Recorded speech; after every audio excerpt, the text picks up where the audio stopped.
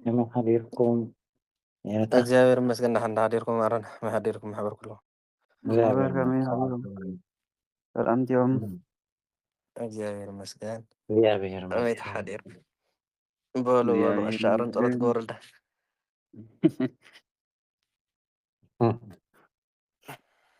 እሺ በስመ አብ ወወልድ ወመንፈስ ቅዱስ አሐዱ አምላክ እግዚአብሔር አምላክ አላ አይልካ ተጀምረና ጀሚራ ካሁን ተፈጽመና ቅዱስ ፍቃድካ ይኩን እግዚአብሔር አምላክና ወላዲተ ምስጢር ጥበብ ዝገለጽካ ማርያምን ምስጢር ጥበባት ገልጸና ቅዱስ ፍቃዱ ይኹነና እግዚአብሔር አምላክ በረከተ ረድኤት ናይ አምላክ በረከተ ረድኤት ናይ ኩሎም ቅዱሳን እግዚአብሔር መስኩልና ህዝበ ክርስቲያን ይኹን ንበል አቡነ ዘበሰማያት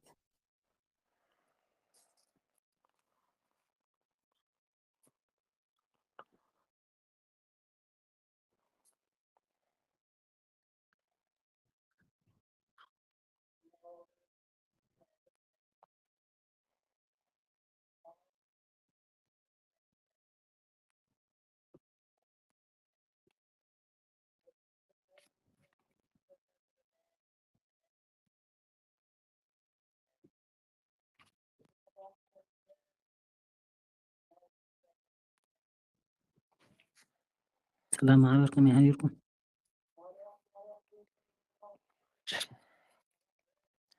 ጸሎትና ይቀበለና እግዚአብሔር እግዚአብሔር ይመስገን ደህና እንዳደር ከሳም እግዚአብሔር ይመስገን።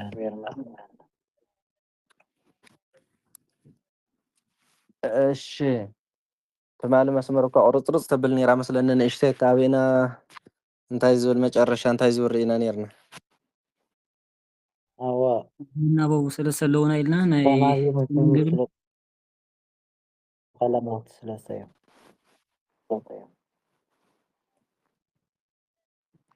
ዝናበቡ ተናቢቦም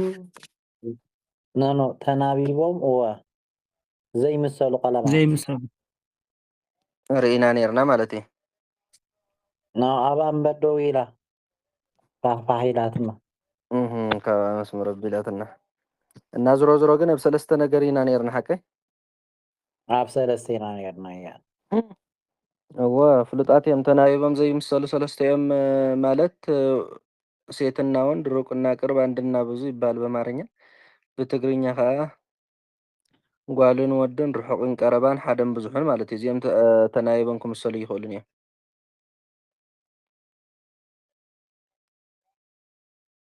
መነመን ኢለኩም ጓልን እምነታት ማለት ወድን ርሑቅን ቀረባን የነታት ትማለ ሓደን ስምን ኦ ስምን ትማሊ ግን ግብርን ካልያ ስምን ነራ ስምን ይነታ ሓዳርን ማህደርን ይበለን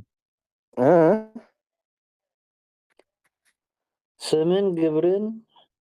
ሓዳርን ማሕደርን ኢልኩምና ነርኩም ትማለ ካልእ እዮም ነይሮም መስለኒ ተናቢቦም ዘይምሰሉ ዲና ኢልና ኔርና እወ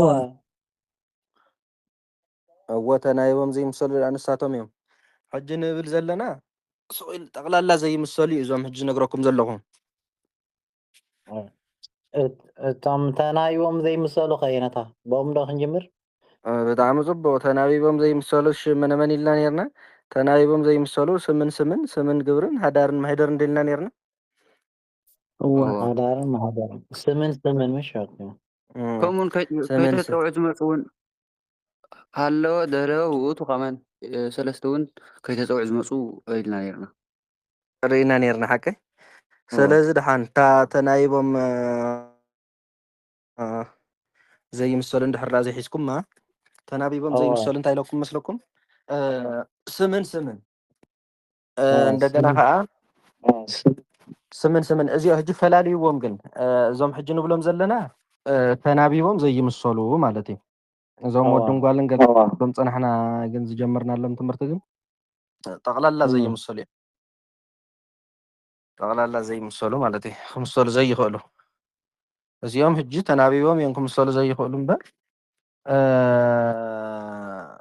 ጠቕላላ ክምሰሉ ይኽእሉን ኢልና ይኮንና ርኢና እዮም ነርና ስለዚ ተናቢቦም ክምሰሉ ዘይኽእሉ ሰለስተ እዮም ኢልና ነርና ንኣብነት ስምን ከመይ እንድሕር ኢልና ዳዊተ ጊዮርጊስስ ኣይብለን ኣይናበብን ብሓፂር ናይ ሰብ ስም ስለዘይናበብ እኳ ስም ስለዘይናበብ እዩ ዳዊተ ጊዮርጊስ ኣይብልኒ ምሽ ይብልንዎ ዳዊት ጊዮርጊስ ዳኣይብል እምበር ዳዊተ ጊዮርጊስ ኣይብልን። ፅቡቅ ኣራይ ስም ንስም ምክንያቱ ክኸውን ከሎ እዩ ስምን ተናቢቡ ስለ ዘይምሰል ይመልሱ። ቀፂልና ሃዳርና ማሕደር ዲና ኢልና ነርና። ኣራይ ሃዳርን ማሕደርን ፅቡቅ ሃዳርን ማሕደርን ከዓ ቤተ ኣዳም ሃዳር ተባሂሉ ዘሎ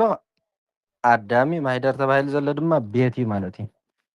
ስለዚ ቤተ ኣዳም ኢልካ ናይ ኣዳም ገዛ ዳኣለካ ትብል እምበር ኣዳም ገዛ ኢልካ ክምሰለ ይከኣለን እዩ። ምክንያቱ ሃዳርን ማሕደርን ተናቢቡ ክምሰለ ይከኣለን እዩ። የነታ እዚኣ ድገሙላ ቤተ ኣዳም ንብል ንኣብነት ሓዳር ኣብቲ ገዛ ዝሓድር ዘሎ መን እዩ? ኣዳም እዩ። ንኣዳም ዘሕድሮ ዘሎ መን እዩ? ካብ ቁሪ ዝከላኸለሉ ካብ ዝናብ ዝከላኸለሉ ዘሎ ድማ መን እዩ? እቲ ገዛ እዩ ሓቀይ። ስለዚ ሃዳርን ማሕደርን ኣይምሰልን። ካሊእ ይትረፍ ዶ ብሓንሳብ ምሳኻ ድኻ ኮይኑ ዘዕብዮ ሲኢኑ ምሳኻ ዘዕብያ ሲኢና ምሳኻ ንዝዓበየት ጓል ስድራኻ ወለድኻ ምሳኻ ንዘዕበይዋ ጓል ክትምርዓዋ ትኽእል ዲኻ? ኣይከኣልኒ ሃፍትኻ ትመስል ሃፍትኻ እያ ትመስለካ ሓቀይ ኢኻ ምሳኻ እያ ክትሓድር ምሳኻ እያ ክትዓቢ ፀኒሓ ማለት እዩ። ስለዚ ከዓ ቤተ ኣዳም ማለት ሃዳርን ማሕደርን ኣይምሰልን ማለት ኣዳም ከዓስ ነታ ምስኡ ከም ሓፍቲ ኮይና ትነብር እንዳመገበት እንዳፅለለት ተብልዖ ዝነበረት ሓፍቱ ገዛስ ክምርዖ ኣይኽእልን። ንወርቁ ኣዳም ምስቲ ገዛ ክምሰለ ኣይኽእልን ማለት እዩ። ብሓፈሻ ሃዳርን ማሕደርን ኣይምሰልን። ሃዳር ማለት ዝሕድር እዩ ማኖ ሃዳር ማለት ዝሓድር እዩ፣ ማሕደር ማለት ከዓ ዝሕድር ማለት እዩ። እና ቤተ ኣዳም ኢልካ ትርጉሙ ናይ ኣዳም ገዛ ዳኣለካ ኢልካ ትትርጉሞ እምበር ኣዳም ገዛ ምሳሌ ኣይትብልን። ክትምስሎ እንድሕር ደሊኻ ንኣዳም ምስ ገዛ ኣዳም ቤትከ እናበብካ ትምስሎ። ሕጂ ርአዩ ኣፈላለዮም እዞም ቀፂልና ንሪኦም ትምህርቲ ክትብልዎም ኣለኩም። ኣዳምን ገዛን ክምሰል ይኽእል እዩ፣ ተናቢቡ ጥራይ ክምሰል ዘይኽእል እዩ። ዋና ነገሩ ብዙይ ዘሎ ንፅርቲ ድያ እዋ ሕጂ ስነፂራ ኣላ መን እያ ነይራ ተሪፋትና? ስምን ግብርን ስምን እንዳርኢና ኮር ጆርጅስ ዳዊት ኢልና ስምን ግብርን ስምን ግብርን ድዩ? እሺ ናይ ጆርጅስ ሰማዕትነት እዩ ሓቀ ጆርጅስ ሰማዕት ዳኣለ ዝብል እምበር ጆርጅሰ ሰማዕት ሰማዕተ ጆርጅስ ኣይብልን ኢለኮ ትማል ኮር ኢና ነርና። ንኣብነት ኣሮነ መርድእ ኣይብልን። ኣሮን መርድእ ዳ ይብል እምበር ኣሮነ መርድእ ኣይብልን።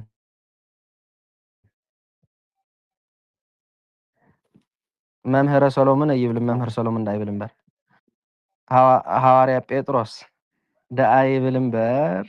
ሃዋርያ ጴጥሮስ ኢሉ ተናቢቡ ይመፅእን ማለት እዩ። እና ብሓፈሻ ሓደ ሰብ ምስ ስርሑ ተናቢቡ ክምሰለ ይኽእልን ምስ ስርሑ እሺ እንተኾይኑ ካህነ ጴጥሮስ ኣይብልን። ካህነ ጴጥሮስ ዳ ክብል ይኽእል እምበር ካህነ ጴጥሮስ እንድሕር ዳ ኢሉ እንታይ ይመስል ኣሎ መስለኩም? ትርጉም ናይ ጴጥሮስ ቀሺ ካልእ ናብ ካልእ ዝቕፀል ዘሎ እዩ ዝመስል እና እዚኣቶም ሰለስቲኦም ስምን ተናቢቡ ይምሰልን እዩ። ስምን ግብርን ከዓ ሓደ ሰብ ስሩሑን ስሙን ተናቢቡ ክምሰለ ይኽእልን እዩ ማለት እዩ። ጻድቀ ተክለ ሃይማኖት ኣይብልን። ተክለ ሃይማኖት ጻድቅ ዳ ይብል እምበር ያው ብልማድ ንፈልጦ ኢና ምናልባት ሓደ ግዜ ቅኔ ጀመርቲ ከምኡ ገይሮም ዘምፅዎ እዩ ተፃሒፉ እና እዚኣቶም ሰለስቲኦም ደንቢ ጌርኩም ሓዝዎም። እሺ ኣብዚኦም ሕቶ እንድሕር ሃሊና እዞም ሰለስተ ማለት እዩ ግልፂ ኮይኖም ኢልኩም ዲኦም? እዋ እሺ ካብኡ ቀፂልና እንታይ ኢልና ነርና ሕጂ ዘይምሰሉ ቀለማት በቃ ጠቕሊሎም እዞም ሕጂ ንሪኦም ከዓ ጠቕሊሎም ክምሰሉ ዘይኽእሉ ይናበቡ ብዘየገድስ ክምሰሉ ዘይኽእሉ ማለት እዩ። ንሳቶም ከዓ ጓልን ወድን ርሑቕን ቀረባን ሓደን ብዙሕን ማለት እዩ። ድገምዎም መነ መን እዮም? ጓልን ወድን ርሑቕን ቀረባን ሓደን ብዙሕን ማለት እዩ። ሓደ እዚኣቶም ጠቕሊሎም እንታይ ክገብሩ ዘይኽእሉ ማለት እዩ ክምሰሉ ዘይክእሉ ማለት እዩ። ንኣብነት ጆርጅስ ብእሲት ክንብል ንኽእል ዲና ኣይንብልን ብእሲዳ እንታይ ኮይኑ ጆርጅስ ብእሲት ተኸይና ዘይንብል ጓልን ወድን ኮይኖም ፀያፍ ይበሃል እጂ ካብቲ ናይ ቅንየ ፀያፍ ሓደ እዚ እዩ ተረዳኹም ጆርጅስ ብእሲት ንኣብነት ጆርጅስ ብእሲት ኣእመረት መፅሓፈ ክንብል ኣይንኽእልን ኢና ምክንያቱ ጆርጅስ ብእሲት ተመሲልካ ስተ ኣንቀፅ እውን ንመን ከም ተምፅኦ እዩ ዝጠፍአካ ናይ ጓል አንቀጽ ዲኻ ከተምፅእ ናይ ወዲ አንቀጽ ከተምፅእ ይጠፍአካ ማለት እዩ እና ጆርጅስ ብእሲት ኣእመረ እንተኢልና እታ ሰበይቲ እውን ኣላ ኣእመረ እንተኢልና ሰብኣይ እውን ኣሎ ስለዚ ተበላሽዩ ማለት እዩ ሕልኽልኽእት ኢሉ ክትዕረን ከላ ከምዛ ሕጂ ዝበልካዮ ጆርጅስ ብእሲ ኢላ ትመፅእ ማለት እዩ ጆርጅስ ብእሲ እንተኢሉ እቲ ፀያፉ እንታይ ይበሃል ተተባሂልኩም ዋ እዚ ዳእሲ ወንዲ ይበሃል ማለት እዩ እሞ እንታይ ደዳ መፅያት ንሕቶ መድበል ሕጂ ንክልቲኦም ዘካትት ምሽ ዝብል የነታ እዋ መድበል ከም መድበል እንድሕር መፂኻ መድበል እኮ ምሳሌ ይኸውንን እዩ ሕጂ እኮ ኣብ ምሳሌ ኢና ንዛረብ ዘለና በቃ ምሳሌ ኢና ንዛረብ ዘለና በቃ ሓለ ንዛረብ ዘለና እምበር ኣብ አንቀጽ ዳእወ መድበል ንክልቲኡ እዩ ዝኽእል ንኣብነት ቀተልቲ ኢልካ ዝቐተሉ ዝቐተላ ክንብል ንኽእል ኢና ሕጂ ግን ስለ ምሳሌ እዩ ዝዛረብ ዘሎ ጓልን ምሳሌ ኢና ንዛረብ ይትረፍ ዶ ስታይሲ ኣብ ሽንቲ ቤት እኳስ ናይ ጓልን ናይ ወድን በበይኑ እዩ ሓቂ እንዴ እዋ እፍቲኣ ናይ ወዲ እቲኣ ናይ ጓል ኢሉ ፅሑፍ ኣለዎ ማለት እዩ ወዲ ተኾንካ ናፍቲ ናይ ወዲ ኢኻ ትኸይድ ጓል ተኾንካ ከዓ ናፍቲ ናይ ጓል ኢኻ ትኸይድ ማለት እዩ ኣብ እስር ቤት እኳሲ ወድን ጓልን ብሓንሳብ ይእሰሩ ድዮም ኣብ ሓንቲ ገዛ ክእሰሩ ይኽእሉ ወዳትን ኣዋልድን ኣይኮኑን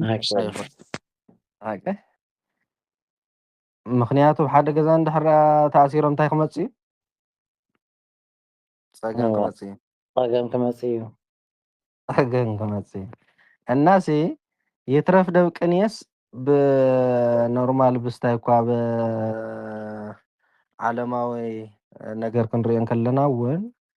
ናይ ጓል ሽንቲ ቤትን ናይ ወዲ ሽንቲ ቤትን ናይ ወዲ እስር ቤትን ናይ ጓል እስር ቤትን ነንበይኑ እዩ ማለት እዩ ኣብ ቤተክርስትያን እውን ክንሪኦ ከለና ናይ ጓል ደው መበሊ ንበይኑ ናይ ወዲ ደው መበሊ ከዓ ንበይኑ እዩ እና ኣብ ቅንየ ከዓ ወድን ጓልን ብሓንሳብ ክመፁ ይኽእሉን እዮም ዋና ነገሩ ሕቶ ብዚኣ እሺ ንነገራት ግን ከምዚ ላይ ክንወስዶ ንኽእል ኢና ምሽ ብጓል ይኹን ብወዲ ሽግር የብሉ ነገራት ዶ እዋ ወ ስላ ሽግር የብሉ እሺ በቃ ወድን ጓል ኢና ንዛረብ ዘለና እምበር ንወዲ ብዝኾነ ንጓል ብዝኾነ ካብ ወዲ ወፃኢ ክንምስሎ ንኽእል ኢና ነገራት ከዓ ብደስ ዝበለና ክንምስሎም ንኽእል ኢና ብጓል ክንምስሎም ንኽእል ብወዳት እውን ክንምስሎም ንኽእል ማለት እዩ ወድን ጓልን ብሓንሳብ ዝመፅሉ ወንድሕር ዳኣ ሃልዩ ማለት እዩ ማርያም ወኢየሱስ ኢልና ወ ክንገብረሉ ኣለና ዓንዲ ማለት እዩ መፈላለይ ክህልዎም ክኽእል ኣለዎ ርሕቕ ርሕቕ ክብሉ ኣለዎም ክቀራረቡ የብሎምን ወድን ጓልን ብሓንሳብ ኣብ ዝመፅሉ ግዜ ማለት እዩ እሺ ናይ ጓልን ናይ ወድን ንፅርቲ እያ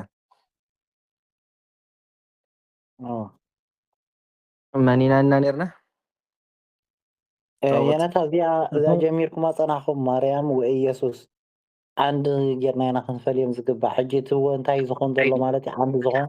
ዓንዲ ይኸውን ኣሎ ስዋ ኣጫፋሪ ስለ ዝኾነ ማርያም ወኢየሱስ አንቀጽ ግን ኣብዚ ግዜ እዚ ንወዲ እዩ ዝወሃብ ኣብዚ ምዕበል ሃገር እኳ ዝኸበርኩምን ዝኸበርክንን ይበሃል ወይስ ዝኸበርክንን ዝኸበርኩም እዩ ዝበሃል መን እዩ ዝቕድም ዝኸበርክንን ዝኸበርኩምን ዝኸበርክንን ዝበሃል ነተን ኣዋልድ ይቐድሙ ግር እና ዝረዝሮ ኣባና ግን ያው ዝኸበርኩምን ዝኸበርክንን እዩ ዝብል ነገስታት እኳ ዝኸበርክንን ዝኸበርኩምን ናብ ምባል ገፆም ይኸዱ ኣለዉ መስለ እና እንታይ ንምባል እዩ አንቀጽ ወድን ጓልን ተጫፊሮም ክመፁ ይኽእሉ እዮም ማለት እዩ አንቀጽ ግን ነቲ ወዲ እዩ ንኣብነት ወድን ጓል እዮም ናብ ሓደ ቦታ ገሾም መፅኦም ንበል እሞ ተቀዲሙ ዝሕፀብ ትወዲእ ማለት እዩ። እሺ ካብኡ ቀፂልና መን ኢና ነርና?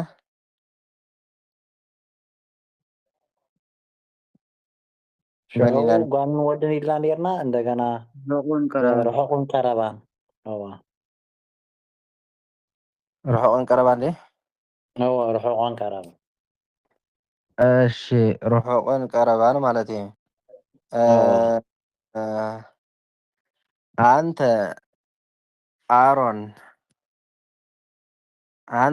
አሮን ማን ነው? አንተ አሮን አይመረቅኒ።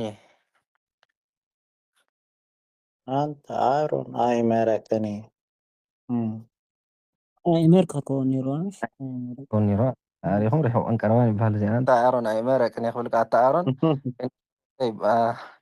ከምዚ ናይ ኣምቸታ ተዘራርባ ኮይኑ እና ከተቅርበለካ እንድሕር እቲ አንቀፅ እቲ ሰብ ብቀረባ ኣምፂኻዮ ነቲ አንቀፅ እውን ከተቅርበለካ ይኮ ብካልእ ኣዘራርባ ካልእ ወላ ሓንቲ የብሉን። ሰሎሞን ዘነገስከ አንተ ሰሎሞን ዘነገስከ ዳ ይብል በር ውእቱ ሰሎሞን ዘነገስከ ተባሂሉ ተባላሽ ይለና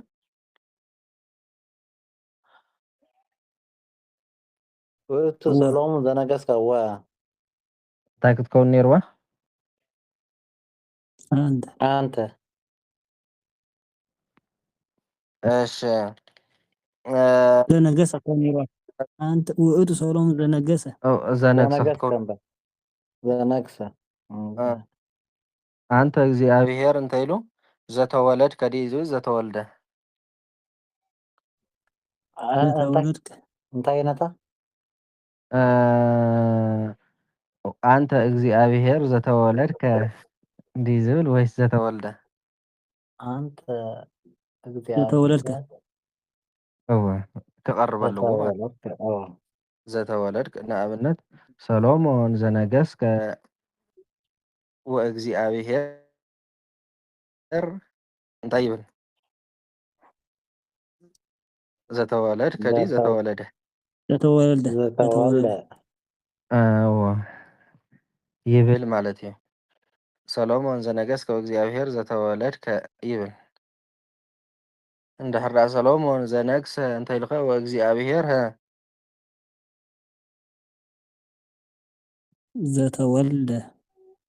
ዘተወልደ ይብል ማለት እዩ። እሺ እዚ ሕጂ ርሑቅን ቀረባን ማለት እዩ። ብኣንቀጽ ኢኹም ትፈልይዎ ርሑቅን ቀረባንስ ነቲ ነገር ብቀረባ እንድሕር ኣምፂኻዮ ናይ ቀረባ አንቀጽ ግበረሉ፣ ብርሑቅ እንድሕር ኣምፂኻዮ ከዓ ናይ ርሑቅ አንቀጽ ግበረሉ ማለት እዩ። ካልእ ምንም እንትን የብሉን። እሺ መን ይቀፂሉ? ሓረን ብዙሑን ካህናት አሮን መፁ። ቄሶች አሮን መጡ ይባሃል ድዩ? ኣይባሃልን። ክትዕረ ከላ ከመይ ክትከውን ነይርዋ? ቄስ አሮን መፃ እወ ካህን አሮን መፃ ክትብል ኣለዋ ማለት እዩ።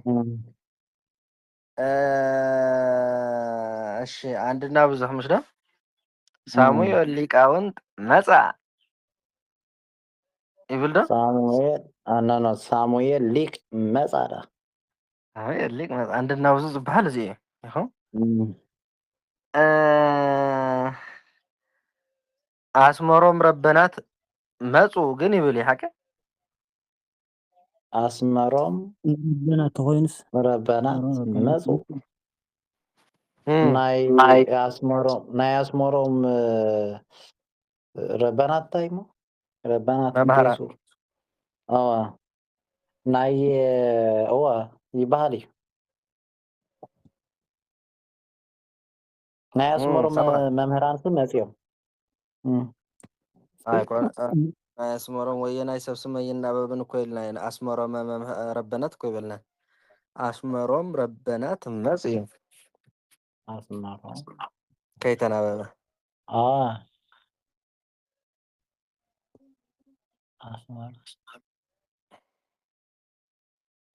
አስመሮም ረበናት ምሳሌ አስመሮም ሮበና ትንሳኤ መፁ የአስመራ መፁ ኣጆኹም ማሰሪያ ኣብ መፁ ማሰሪያ ስለዚ ይኸውን እዩ ማለት እዩ ፅቡቅ ብጣዕሚ ኣስመሮም ክንደይ ሰለስተ 4 ዋ አስመሮም ሰለስተ አንተ ስድስት አስመሮም ናብ ስላሴ ገጽኩም ወሲድኩም እኮ እንዳስመሮም ኣይትማጎት እንዲያ ንሕና እንቆጥሮ ፀኒሕና የኔታናሲ ኣስመሮም እኮ ሓደ እዩ ሓደ እኮ ኣስመሮም ወይለይ ኣርባዕተ ይኾኑ ሰለስተ ይኾኑ እምበር ኢልኩም ብፊደል ኒኽማ ሸዊድኩምና ወይለይ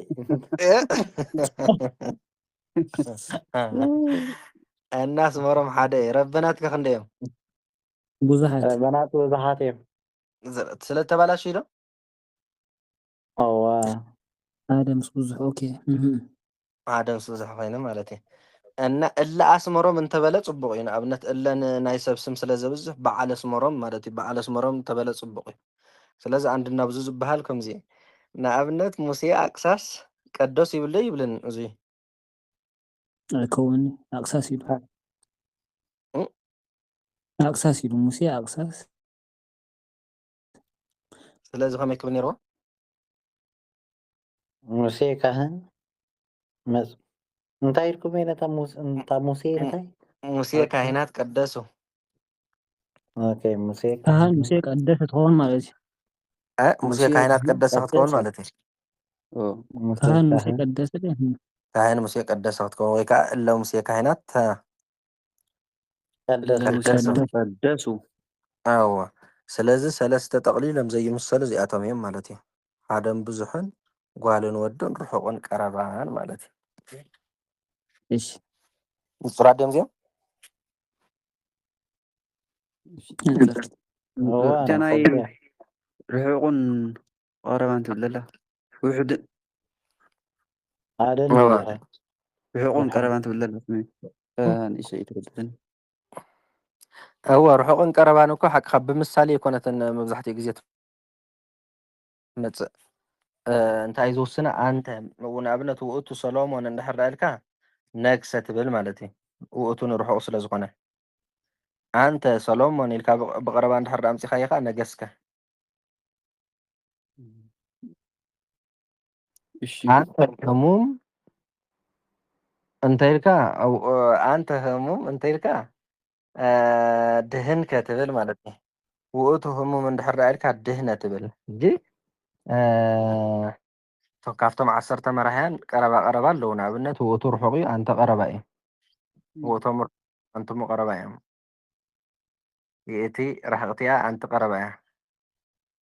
ውእቶን ርሑቓት እዮን አንትን ቀረባ እዮም ቀረባ እየን ማለት እዩ ካብቶም 4 ቀረባታት ማለት እዩ እንድሕር አንተ ወይ አንቱም ወይ አንቲ ወይ አንትን ኢልካ ጀሚርካ ናይ ግድን ናይ ቀረባ አንቀጽ ኢኻ ክትገብረሉ ዘለካ ማለት እዩ እምበር ብምሳሌ ዝሰማማዕ ማለት ኮይኑ ይኮነ ብምሳሌ ክሰማምዑ ዝኽእሉ ሓደን ብዙሕን ጓልን ወድን ጥራይ እዮም እሺ እና ርሑቕን ቀረባን መፍለይኡ አንቀጽ እዩ ማለት እዩ ብኣንቀጽ ኢኻ ትፈልዮ ኦኬ እሺ ነታ ያኔልና ንጹር እዩ እሺ ክንቅጽል ናብ ቅድሚት እሺ እሺ ነታ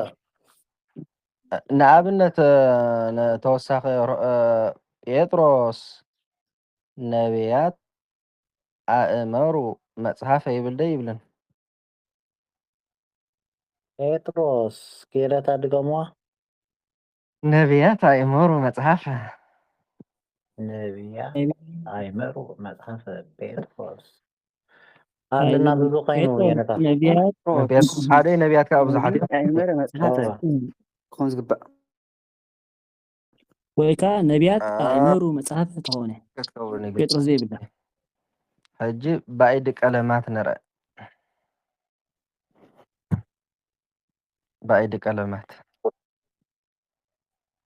ባኢድ ቀለማት ከዓ 3 እዮም መተአ ይበሃሉ። መልስዎ መተአ ባኢድ ቀለማ ማለት እዩ። ናይ ሰመንያን ሓደ መፅሓፍቲ ባኢድ እዚኦም እዮም። ካብዚ ወፃኢ ካልእ የለን። መተአ መተአ እሺ ባዕድ ቀለማት ዝበሃሉ ሰለስተ እዮም። መተአ እሺ ያው ባኢድ ዝበሃል ንኣብነት ባኢድ ቅፅል ገለ ንብል ኢና ምሽቶ ሓቀይ እዋ ቀደሰ ኢልና መቅደስ ንብል ሕጂ ባኢድ ዝበልናዮ መቀድስ እጂ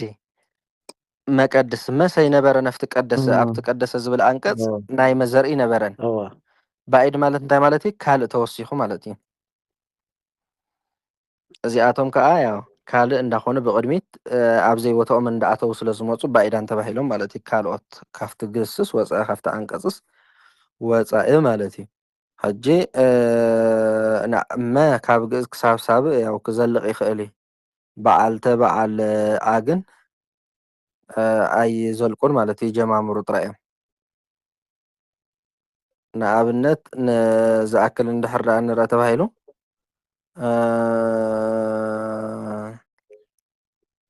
ተኬነወ ኢልና ንኣብነት ንቀደሰ እኳ ክንሪኦ እንድሕር ዳኣ ኮይንናሲ ቀደሰ ኢልና ብእንታይ ንብል መቅደስ ንብል መህጂ መቅደስ ባኢድ ዘር ይበሃል ማለት እዩ። ሪኢኹም ቀደሰ ኣብ ቀደሰ ናይ ቀ ፊደል ናይ ደ ፊደል ናይ ሰ ፊደል ኣለዎ ሓቀ መቅደስ ክብል እንከሎ ግን መን ተወሲኹ ኣሎ? ካብኡ ቅደስ ዝብል ዘሎ ግን ኩሉ ዝነበረ እዩ ሓቀ እዋ ቅ ናይ ቀ ፊደል እዩ ደ ናይ ደ ፊደል እዩ ስ ናይ ሰ ፊደል እዩ ማለት እዩ። ስለዚ ባኢድ ተባሂሉ ዝፅዋዕ ዘሎ መን እዩ? መ ማለት እዩ። ብቅድሚት ዝመፁ ባኢድ ቀለማት ማለት ካብቲ ተደልዩ ዘሎ አንቀጽ ብቅድሚት እንዳተሓወሱ ባኢድ ኮይኖም ዝመፁ ማለት እዩ። ስለዚ መቅደስ ባኢድ ዘር ይበሃል። እዚ ሕጂ ብግእዝ ድና ሪኢና ዘለና ብግእዝ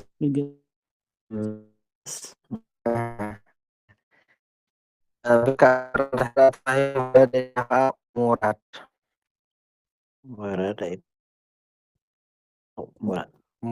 ሙራድ እንተትኸውን ዘመድ ዘር ምዃናት ዲኹም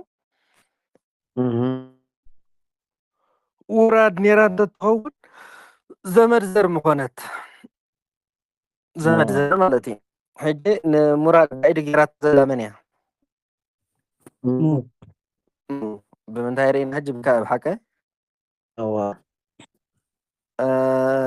ካብኡ መን ተሪፍና ሳልስ ሳልስ ድዩ ነሓሰ ኢልና ከዓ ሚንሃስ ንብል ማለት እዩ። ነሓሰ ኢልና ከዓ ሚንሃስ ሚ ንነሓሰ መንያ ሳልስ ጌራታ መንያ ባኢድ ጌራታ ዘላ ሚ ሽዑ ናብ ራብዕ ንኸይድ ሃደረ ኢልና ከዓ ማሂደር ሃደረ ኢልና ከዓ ማሂደር መን ተሪፍና ሓምስ ተኬነወ ኢልና ከዓ ሜኮኖት ተኬነወ መኬኖት ሜ ብሃምስዎ ሜኮኖት መን ተሪፍና ሳልስ ተኬነወ ሳድስ ከዓ ኣርገ ኢልና ምዕራግ ኣርገ ኢልና ምዕራግ እሺ መን ተሪፍና ሳብዕ ወፀፈ ኢልና ሞፀፍ ወፀፈ ሞፀፍ እዎ ከምዚ እንዳበለ ባኢድ ይኸውን ማለት እዩ። እና ብካልእ ኣዘራርባ እዚኦም ሰለስቲኦም ምስ ብቅድሚት ባኢድ እንዳኾኑ ይመፁ ማለት እዩ እኮ ካልእ ዋላ ሓንቲ እንትን የብሉን ካብቲ ዘሎ ቃላት ኤክስትራ ተመፂስ ባኢድ እዩ ማለት ባህል ማለት እዩ። ካልእ እንድሕር ዳኣ ተወሲኹ ባኢድ ይበሃል። ማለት በዓል ንኣብነት ማለት እኮ እዩ ዘይትፈልጡ ሰብ ማለት እዩ ናይ መናኸርና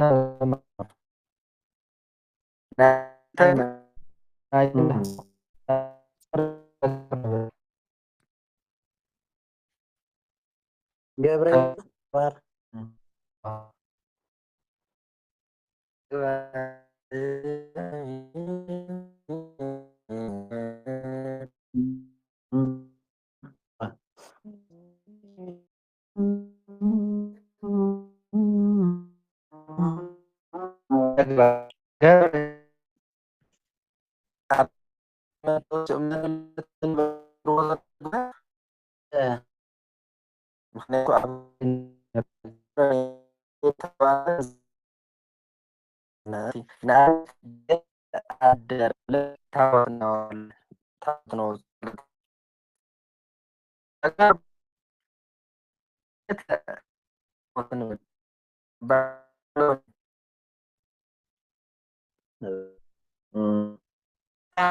اليوم توصوا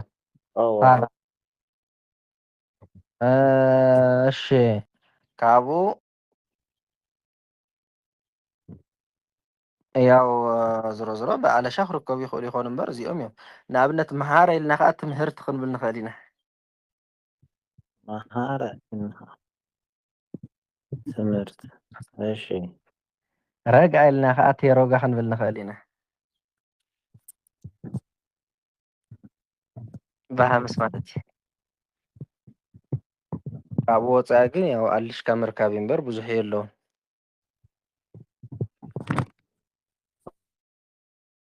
ኦኬ ሕጂ ክንደይ እንታይ ርኢና ናይተ ኣርባዕተ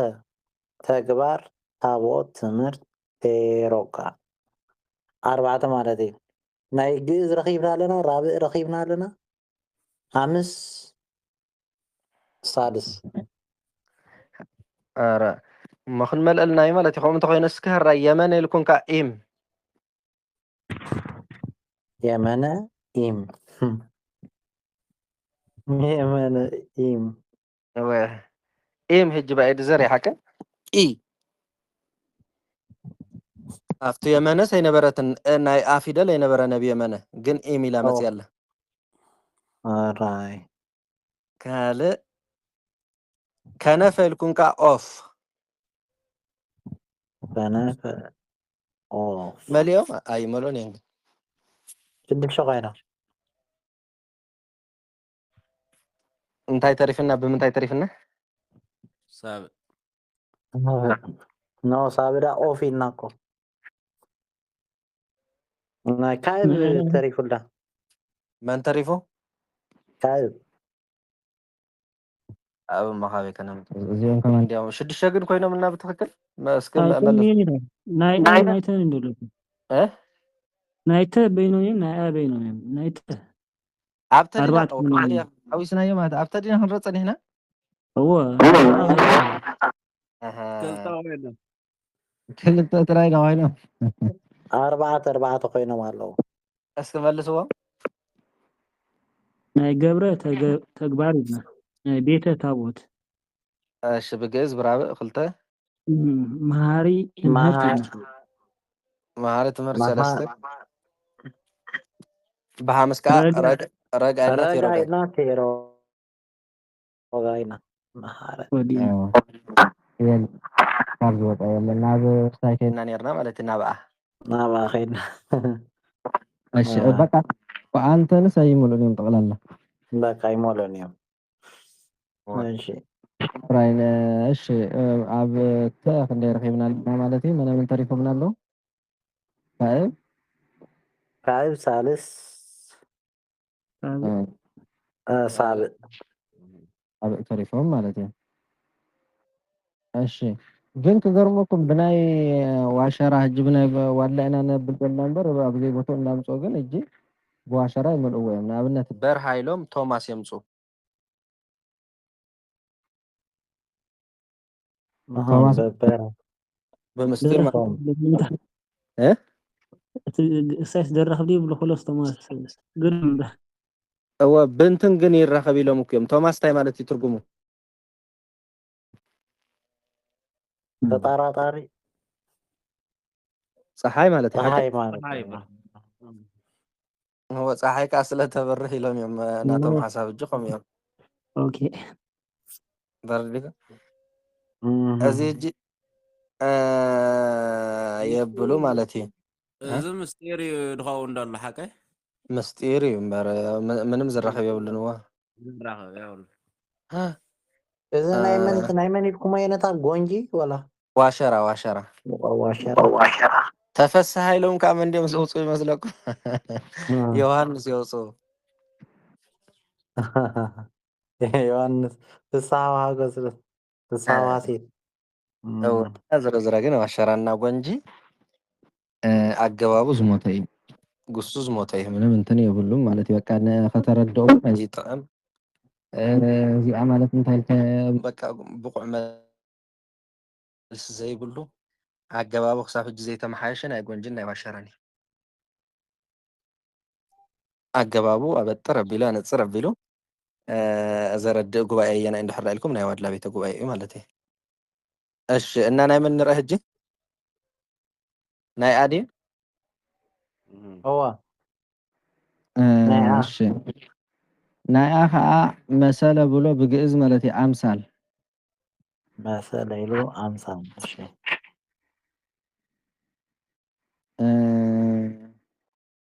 ግእዝ ሓቀ እዋ ግእዝ መሰለ ኣምሳል ኢልና ገዝኣ ኢልና እውን እግዚእ ገዝኣ ኢልና እግዚእ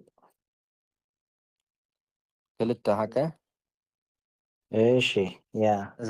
እዘን ዓንተ በልና ነበርና መነመን ኢልና ነርና ከነፈ ኢልና ኦፍ ከነፈ ኦፍ የመነ ኢልና ኢም የመነ ኢልና ከዓ ኢም ኢም ኤም ድየነታ ኤም ማለት ሰፈር ኢልና ከዓ ያው ኢፍ እውን ማነው ናይ ኣዲና ንርኢ ዘለና ሰፈር ኢልና ከዓ ኢፍ ያው ኢፍ ንበልና ሳልስ እዚኦም ማለት ክንደይ ኢልና ናይ ክንደይ በፂሕና ሓሙሽተ ብሮ ብዓለሻ በዞም ፊደላት እዚኣቶም ክንረክብ ንኽእል ንኸውን ኢና ማለት እዩ ከም ፅሒፎም ዘለዉ ክመልኡ ይኽእሉን እዮም እጂ እንታይ ኢኹም ትብሉ እመ ያው ባእዲ ቀለማት ክንደዮም እንድሕር ተባሂልኩም ሰለስተ ንሳተን መተኣ ይበሃሉ ካብ ግእዝ ክሳብ ሳብእ ዝንገር መን እንድሕር ተባሂልኩም መ እንድሕር ተባሂልኩም ንሳቶም ግን ይጀማምሩ እምበር ኣይውድኡን ይመልሱ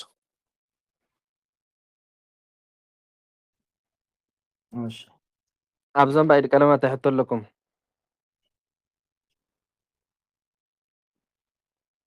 ኣብ ዝበዝሐ ግስ ግንኙነታ መ ኢሉ ዶ ዝበዝሐ ከም ባእድ ቅፅል እወ በኢ በድኣ እኮ ብዙሕ ምዃኑ እኮ ርኢና የለና ክሳብ ሸውዓተ ምኻድ እኮ ብዙሕ ይኸውን ከም ምዃኑ እዩ ዘረድእ ወላቶም መርሃን ዝረኣናዮም ሳብ ኩሎም ኣሎ ኣለዎ መብዛሕትኡ በቃ እንትን እዩ እቲኣቶም ሕልፍ ኢልካ እዮም ዝርከቡ ዝሮ ዝሮ ባእድዮም ንሳቶም ዋላ ከምቲ ዝበልካዮ ግን ብብዝሓት ዝርከብ መን እንድሕር ተባሂሉ እንትን እዩ ማለት እዩ መ እዩ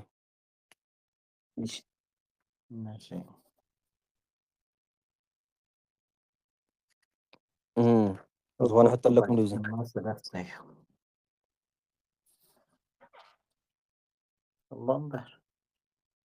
እዚኣ ሕቶ ኣላትኩም ንፅርቲ ሓቀ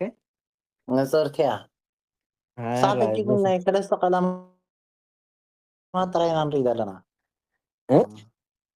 እወ ናይ ሰለስተ ቀለም እኮ ብዙሕ እኳ ያው ንኣብነት በዓል ዝምዲ ጥምዚ ምናምን ዝብለሎ እሱ እኳ በገባብ ስራሕ ኢልኩም ተረእኹሞ ይሓይሽ እሞ ናብ ኣርባዕተ ንኺድ በቃ ኣብ ኣርባዕተ ንኺድ ናናይነታ እንድሕር ኣሎ ዳ ወስኹና እምበር እዚ መለማመድ ኣይውዳእን ብዙሕ ዝሮ ዝሮ እዚ እንድዩ ብሓፈሻ ትርእሱ እዚ እዩ ርእሱ ሒዝኩም ኣለኹም መግለፂ ግን ንኩሉ ይብል እንድሕር ተባሂሉ ንኣብነት ችግር ዘለዎ ይኮነን ሓራይ ንወስኽ ዘርፊ ከባለቤት በሶስት ነገር ይያያዛል በሉ መን ምስ መን ኢለኩም ከባለቤት ዘርፍ ከባለቤት ኣብ መጀመርታ ታሕቲ ሳቢ ከተሳቢ በሁለት ነገር ይያያዛል ኢለ ነጊረኩም ነይረ ድም ካልኣይ ሰሓቢ ምስ ተሰሓቢ ብክልተ ነገር ብክልተ ነገር ይተሓሓዝ ኢና ነርና ይተሓሓዝ ኢና ንመንን ነርና መን ጠቂስና ነርና ብመን ብመን ጠቂስና ነርና ንለን ዘን ተናባብን ዘንካ እሺ ሽዑ ንዕኦም እንታይ ጌርናዮም ነርና ማለት እዩ ለንዘን ከም ሓደ ጌርና ቆፂርናዮ ተናባቢ ከዓ ንበይኑ ቆፂርናዮ ነርና ስለዚ ኣስተውዕሉ ኣብ ሕቶ ክመፀኩም እንከሎ ሳቢ ከተሳቢ በስንት ነገር ይያያዛል እንድሕር ተባሂልኩም ብክልተ ኢኹም ትብሉ ሕጂ ከዓ ዘርፊ ከባለቤት ይብለኩም ኣለኹ ዘርፊ ከባለቤት ከዓ ብክንደይ ነገር ይተሓሓዝ ብሰለስተ እቶም ዘተሓሓዙ ግን ንሳቶም እዮም እቶም ኣብ ታሕቲ ዝረኣናዮም እዮም መነ መን እዮም ነይሮም ለ ዘ ተናባቢ ሓቀ ሽዑ ደሪብና ቆፂርናዮም ነርና ስለ ዝበዝሑና ሕጂ ግን እኩላት ስለ ዘለዎ ኣብ በቦትኦም ማለት እዩ ለቦትኡ ዘ ከዓ ቦትኡ ተናባቢ ከዓ ቦትኡ ይቁፀር ማለት እዩ እና እዚኣ ከተስተውዕሉላ ዝግብአኩም እንታይ ኣንተ ተባሂሉ ሳቢ ከተሳቢ በስንት ነገር ይያያዛል ሰሓቢ ምስ ተሰሓቢሲ ብክንደይ ነገር ይተሓሓዝ እንድሕር ተሓቲትኩም ብክልተ ዘርፊ ከባለቤት ከዓ ብክንደይ ነገር ይተሓሓዝ እንድሕር ተባሂልኩም ብሰለስተ ማለት እዩ እቶም ሰለስተ ከዓ መነመን ማኖ ለ ዘ ተናባቢ ማለት እዩ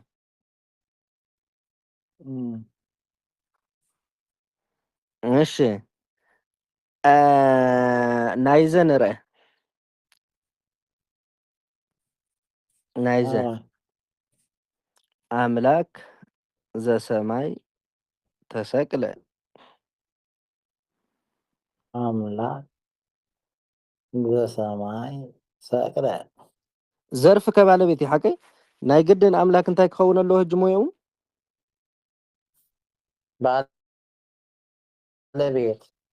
ባለቤት ክኸውን ኣለዎ ማለት እዩ እሺ ሞያ ሃቡ እሺ ኣምላክ ዘሰማይ ተሰቅለ ሞያ ሃቡ ኣምላክ ባለቤት የምን ባለቤት ናይ ዘሰማይ ናይ ተሰቅለ ናይ ተሰቅለ ናይ ተሰቅለ እሺ ኣምላክ ባለቤት የተሰቅለ ተሰቅለ ኣሳሪ ማለት እዩ ኣምላክ ዘሰማይ ኮለካ ኣምላክ ዘሰማይ ተሰቅለ ኣምላክ የተሰቅለ ባለቤት ኢልካ ካብኡ ዘ የአምላክ የሰማይ ዘርፋ አያያዥ እንታብ ታሕቲ ዝረአኹም ሞክያ እሺ ዘርፋይዝነቱ አምላክ ዘሰማይ የማያሰኝ እሺ ተሰቅለ ማሰሪያ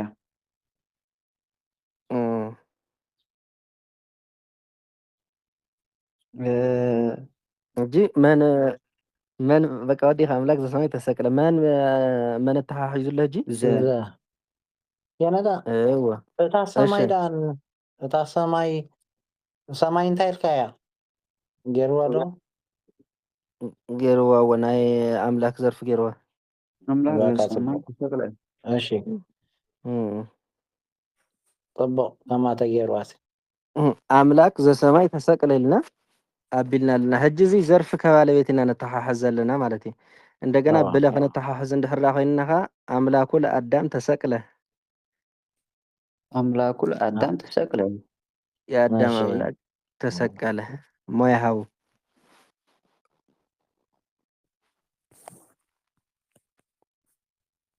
በሎ ሞያ አድር አዳም ተሰቅለ እሺ ንብል ሞ ወላ በሉ ዲያቆናት በልበል በሎ አምላኩ ለአዳም ተሰቅለ አምላኩ ባለቤት የተሰቅለ ባለቤት ማለት እዩ ጽቡቅ ለአያዥ የአምላክና ለዘርፍ አያዥ ማለት እዩ አምላክ ለአዳም አምላክ አዳም ዘርፍ አያያዥነቱ አምላክ አዳም የሚያሰኝ አያዥነቱ አምላክ አዳም የሚያሰኝ አዳም የአምላክ ዘርፍ ተሰቅለ ማሰሪያ ብጣዕሚ ጽቡቕ ሕጂ ብመነታሓሒዝናዮ ብለ ማለት እዩ ካብኡ ብተናባብኻ ኣምላከ ኣዳም ተሰቅለ ኣምላከ የአዳም ኣዳም አምላክ ተሰቅለ። የአዳም አምላክ ተሰቀለ ትርጉም እየቀየርን ሞያው ጥራይ ማለት እዩ እሺ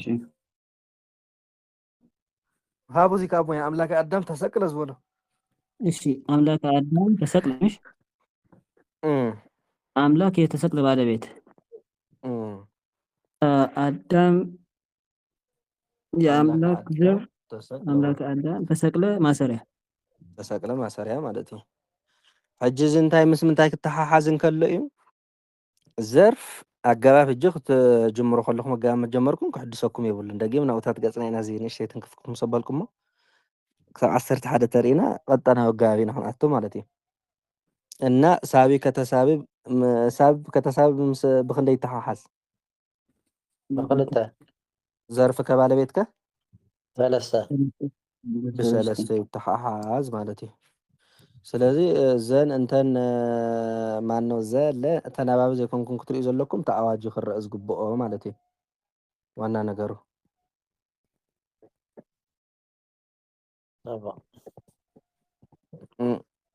እሺ እዚኣ ናይ ሕጂ ዝብል ናይ ኣምላክ ኣዳም ተሰቅለ እንታይ እያ ተሓዝዩ ኣጅነቱ ኣምላክ ኣዳም ተናባቢ በቃ ሰቂሉ ዜዳ ተናባቢ እኮ ኣምላክ የተሰቅለ ባለቤት ንብል ኣዳም ካየ ኣምላክ ዘርፍ ሰቂሉ ብተናባቢ መፅኡ ዘሎ እዚ ሕጂ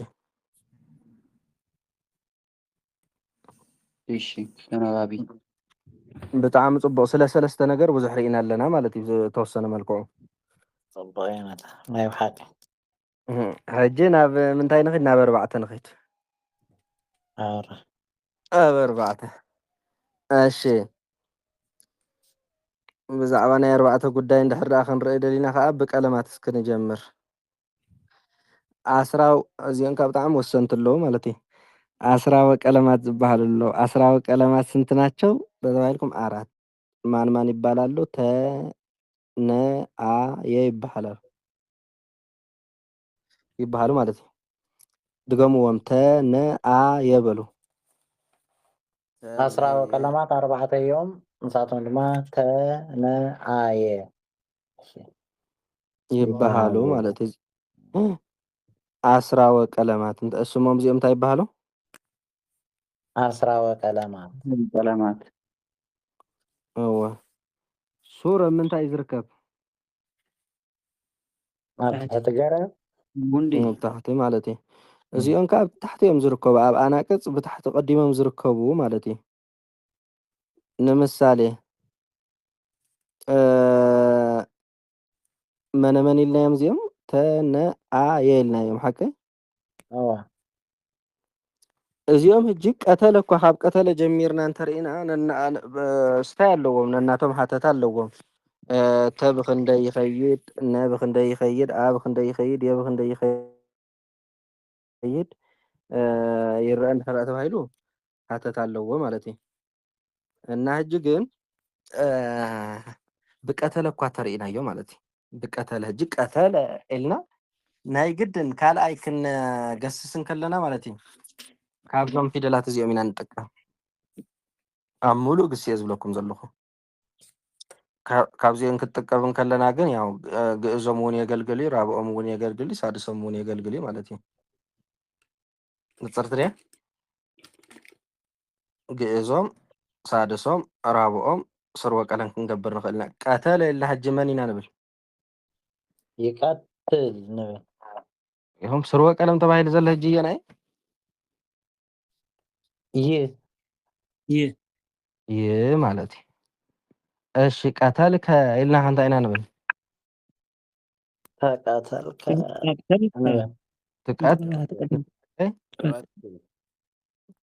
ት ሳድስ ብሳድስነቱ ማለት እዩ እየ ማለት እዩ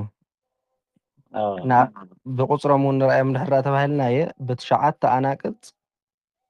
ብሰለስተ ሰራዊት ይንገር ማለት እዩ ብመንን ብትሽዓተ ኣናቅጽ ብሰለስተ ሰራዊት ሕጂ መራሕያን 10 እንዲኦም ሓቂ 10 መራሕያን እንዲኦም ካብኡ እቲ ክሳብ ንሕነ ዘለዉ እና እዚ 4 ንዕኦም ከነካፍሎ ኢና ማለት እዩ 4 እነዞም 4 ስርወ ቀለም ዝኾኑ ናብቶም 10 መራሕያን ከነሰብሎም ኢና ስለዚ ብክንደይ ኢለኩም 9 ኣብ 9 ኣናቅጽ ሰራዊት ከዓ ክንደይ 3 መራሕያን 3 መራሕያን ማለት እዩ ሰራዊት ይበሃሉ መራሕያን እውን ይብሎም እና እሶም ከዓ መነመን መስለኩም ውእቱ ውእቶሙ ውእቶን መነመን ውእቶሙ ውእቶን እሺ ሕጂ ውእቶን ውእቶን ውእቱ ሕጂ ብቀተለ ኢና ክንርኢ ቀተለ ክሶስ ክሳብ ትእዛዝ ቀተለ ይቀትል ይቅትል ይቅትል ይቀትል ሓደ ስርወ ቀለም ይቅትል ክልተ ስርወ ቀለም ይቅትል ድማ 3 ስርወ ቀለም ረኪብና ኣለና ማለት እዩ ናይ ውእቱ ክንደይ 3 መን ኢና ኢልና ነርና ካብቶም መራሕያን ውእቶሙ ውእቶሙ ከዓ ግሰስ ቀተሉ ኢልካ ቀተሉ ይቀትሉ ይቅትሉ ይቅተሉ ይቅተሉ ይቅትሉ ይቅትሉ ይቅትሉ ይቅትሉ ኣብ 3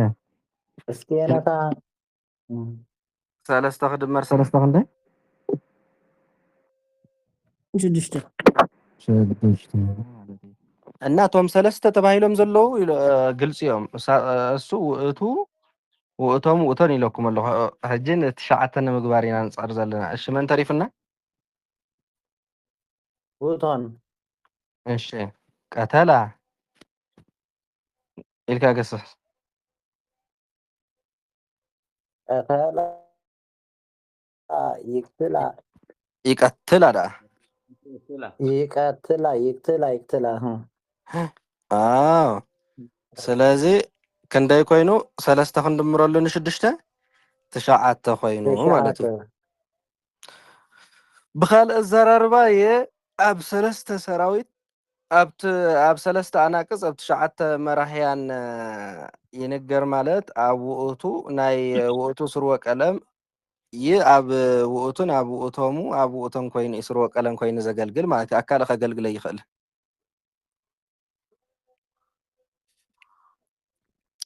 መን ተሪፍና ሕጂ ካብቶም ዝበልናዮም መነመን እዮም ነይሮም እቶም ስርወ ቀለም ተነኣየ የነታ ሓንሳብ እዚኣ ግን ከይሰገርና ይኸለና እሺ ክንሓትት እሺ ሕጂ ብየ ክንርኢ እንዲና ብ9 ኣናቅጽ ብ3 ድማ መራሕያን ወይ ድማ ብ3 ሰራዊት ይነገር ኢልና ምሽ ኣዎ ሕጂ ኣብታ ናይ ውእቱ ብቀተለ ስለ ዝገሰስና ይቀትል ይቅትል ይቅትል ኢልና ኣበዮም ዘለዉ ሕጂ እቶም ሰራዊት ንብሎም ትትት ኢሎም ስለ ዝብሉ ዘለዉ ድ ይባ ስለ ዝብሉ ዘለዉ ስለ ይኩና ነዛረብ ዘለና ስርወ ቀለም ይቅትል በቃ ኣብዘን ዝገሰስካየን ክንደይ ይለዋ እንድሕር ተባሂልካ 9 ይለዋ ተን 9 ከዓ እንታይ እየን ስርወ ቀለም እየን ማለት እዩ በቃ ሕጂ ሒዝያኩም ኣይዛኩም ካብኡ መን ይቐፂሉ እንትን ምስ በልና ምስ በልና መን ተነኣየን ዲ ንበሎ ሓደ ፊደል መን ተወላ ንበሎ ተኸዓ ክገርኩም ተንዲ ሓቀይ ብ5 ሰራዊት ብ11 ኣናቅጽ ዝብል ዝግሰስ እዚጋ 5 ክንደይ እዚ ዝበዝሐ ማለት እዩ ብ5 ሰራዊት ብ11 ኣናቅጽ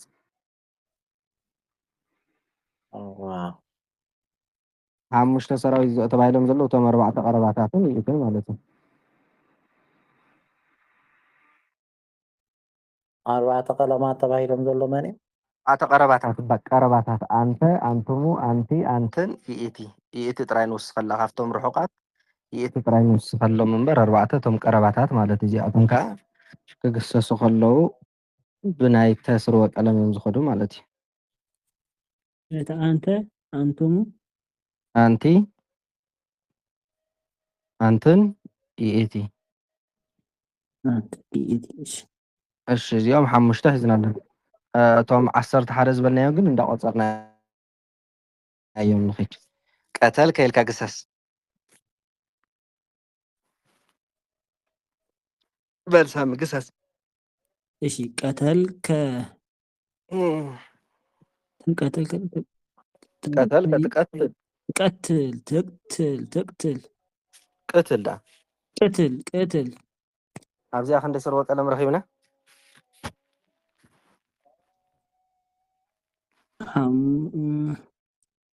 ክልተ ክልተ ጥራይ ሽዑ ቀተል ኢልካ ቅፅል ቀተልኩም ዳ ቀተልኩም እሺ ቀተልኩም ትቀትሉ ትቀትሉ ትቅትሉ تقتلوا ቅትሉ ዳ መጨረሻ ቅትሉ تقتلوا ኣብዚኣ ኸ ክንደይ ረኺብና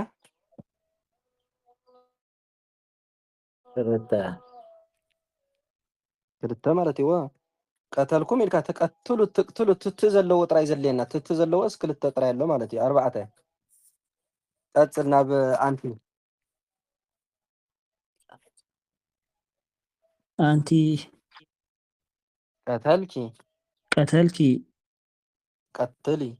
تقتلي تقتلي قتلي ኣብዚኣ ኸ ክንደይ ረኺብና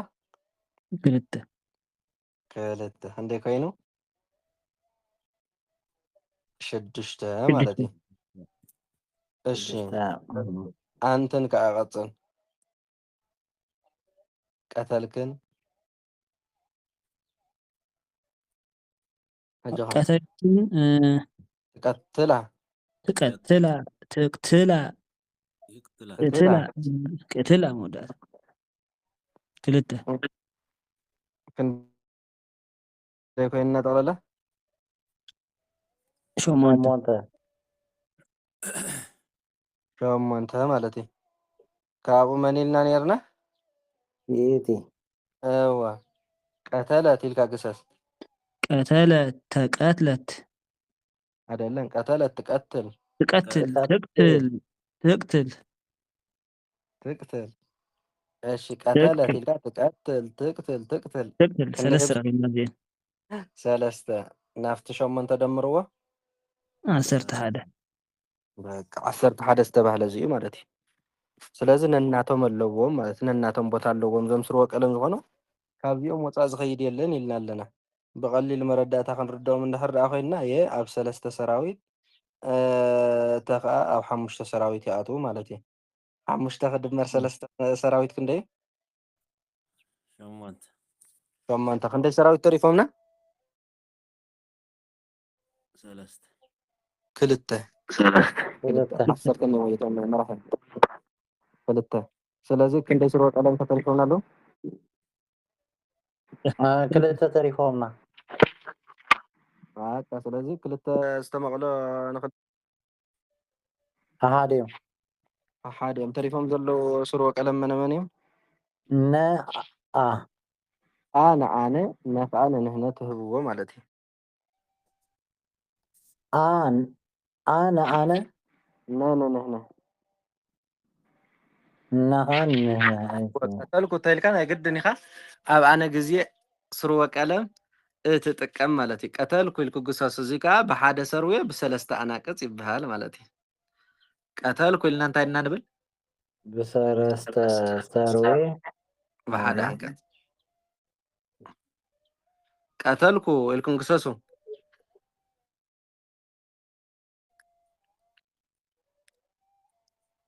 ቀተልኩ እቀትል ሓደ በሉ እቅትል ክልተ እቅትል ሰለስተ ማለት እዩ ኣብ መን ኣትሎ ኣብ ኣነ ኣትሎ እሺ ነኸዓ ቀተልነ ንቀትል ንቅትል ንቅትል ስለዚ ኣብ ኣነ ነ ኣብ ንሕነ እየ ከዓ ኣብ 3 መራሕያን ተኸዓ ኣብ 5 መራሕያን ኣትዮም ኩሎም ተመቃቂሎም ኣብ 10 ኣለዉ ማለት እዩ እና ስርወ ቀለም ተባሂሎም ዘለዉ እዚኣቶም 4 እዮም እዮም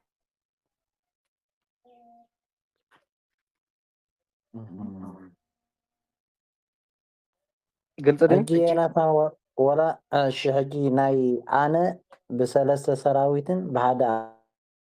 አንቀፅን እዮም ዝግሰስ ማለት እዩ ሓደ አንቀፅ ተባሂሉ ዘሎ ኣነ እዩ ማለት እዩ አይደለም ሓደ አንቀጽ ተባሂሉ ዘሎ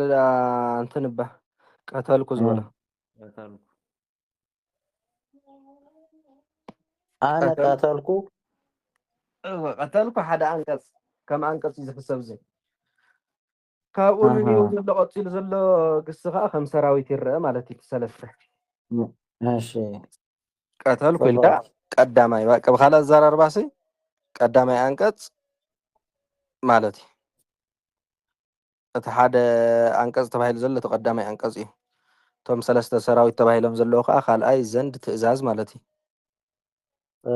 ፅቡቅ ይረዳ ሕጂ ኣብታ ንሕና ድማ ቀተልነ ትብል ዘላ ሓደ አንቀጽ ካብ ካልኣይ ጀሚራ ክሳብ ትእዛዝ ዘላ ከዓ 3 ሰራዊት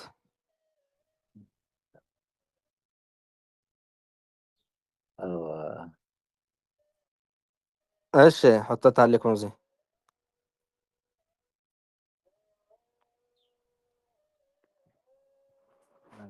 እሺ ክንቀጽል በጣም ጥቡቅ ኣጆኹም ተመላሊስኩም ቀሊል እዩ ዝሮ ዝሮ እዚ ሕዝኩሞ ማለት ኣይኮነን ኣብ ኣገባብ ብሰርሐ ኢልኩም ክትርእይዎ ስለ ዝኾንኩም ያው መእተዊ እዩ እዚ ካብኡ ስም ከዓ 4 እዮም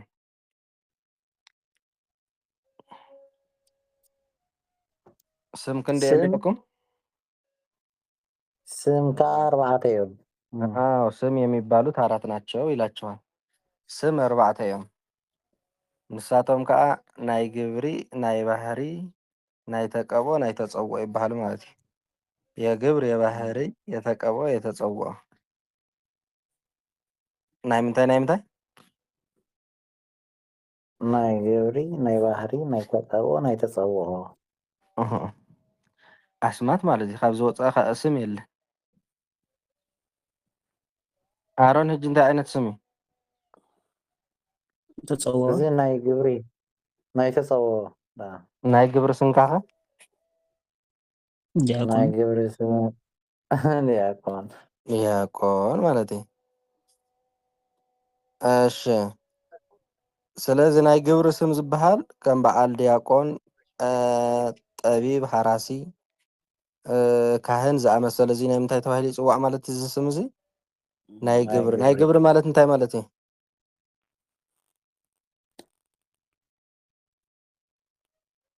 ግብሪ ማለት እንታይ ማለት እዩ ተግባር ወይ ስራሕ እንዴ ሓቂ ስራሕ ናተይ ናይ ተጸውዖ ስመይ መን እዩ መምህር ሰሎሞን ተጸውዖ ሰሎሞን አይደለ ናይ ተጸውዖ ሰሎሞን ናይ ግብርኸ መምህር ዋ እዚ ትምህርቲ እንዴ ቀኒ እኮ ነጊረኩም ደ መምህርና እንዳንገሩ ከለዉ ጎንደር ቀደም ቅድሚ 15 ዓመት ገለ ከባቢ ሕጂ ዳንኤል እዮም ዝበሃሉ ነይሮም እና ከይዝንጥሎም ኢለን ከም ዝጥልዎ ዘለኹም እስመሮ እንታ ሳሚ አንቱሙ ዳንኤል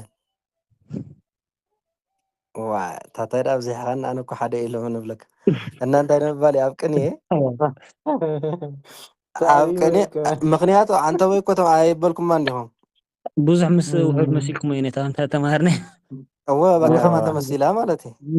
እና ቅኒ ከም ዝበሃል ነገር የለን ትረፍዶ ኣነ ዘይረብሕ ስኒ ፓትርያርክ እውን እንተኾነ አንተ ኢልካ ኢኻ አንተ አንጠንዮ ሲልካ ኢኻ ትምስል ማለት እዩ ቅኒ ናይ ቅኒ መንገዲ ስለዚ ናይ ግብሪ ስም ማለት ናይ ስራሕ እወ አንድና ብዙ ይኸውን ከምቲ ኮይንና እሺ ናይ ግብሪ ማለት ናይ ስራሕ ስም ማለት እዩ ናይ መን ኢለኩም ሽዑ ንገሩና ሃቡና ካብቶም 4 ዝነበርኩም ስማት 4 እዮም ኢልና ባህሪ ናይ ተፀውር ኢና ኣለና ናይ ግብሪ ኢና ኣለና ናይ ግብሪ ከዓ ያው ናይ ባህሪ ድዩ ናይ ባህሪ